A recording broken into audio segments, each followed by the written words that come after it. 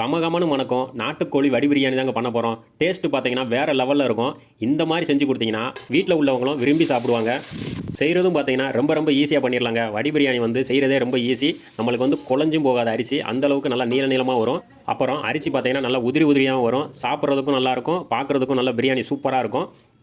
அதுவும் இல்லாமல் இன்றைக்கி வந்து நம்ம தக்காளி வந்து நல்லா அரைச்சி சேர்த்துருக்கோம். தக்காளியை இந்த மாதிரி அரைச்சி சேர்க்கும் போது நம்மளுக்கு லைட்டாக தோல் அந்த மாதிரி எதுவுமே உள்ளே இருக்காது. 15 நிமிஷத்தில் நாட்டுக்கோழி சூப்பராக வெந்து வந்துடும். அதுக்கு மேலே வேகணும் அவசியமே கிடையாது. நல்லா சிம்லேயே வச்சு வேக வச்சோம்னா ஈஸியாக வெந்து வந்துருங்க. அதுவும் இல்லாமல் மட்டன் பிரியாணிக்கு ஈக்குவலாக இருக்குங்க இந்த நாட்டுக்கோழி பிரியாணி. செய்கிறதும் பார்த்தீங்கன்னா ரொம்ப ரொம்ப ஈஸியாக செஞ்சிடலாம். அரிசி வந்து ஒரு 70% நல்லா வெந்திருந்தால் போதும். அதுக்கு மேலே வேக வைக்கக்கூடாது. ஏன்னா குழஞ்சிரும், நம்மளுக்கு உதிரி உதிரியாகவும் வராது. இப்போ பார்த்தீங்கன்னா இதுக்கு தண்ணியோட அளவுன்னு பார்த்தீங்கன்னா நம்ம ஒரு கிளாஸ் எடுத்தோம்னா அதுக்கு ஒரு 3/4 கிளாஸ் தண்ணி தான் நம்ம சேர்த்துருக்கோம். பார்த்தாலே தெரியும். சூப்பராக ஒரு 10 நிமிஷம் கழிச்சு இறக்கிருக்கோம். எப்படி இருக்கும் பாருங்கள், ரைஸ்லாம் நல்லா ஒட்டாமல் ஒன்றுக்கு ஒன்று ஒட்டாமல் நல்லா உதிரி உதிரியாக இருக்குது.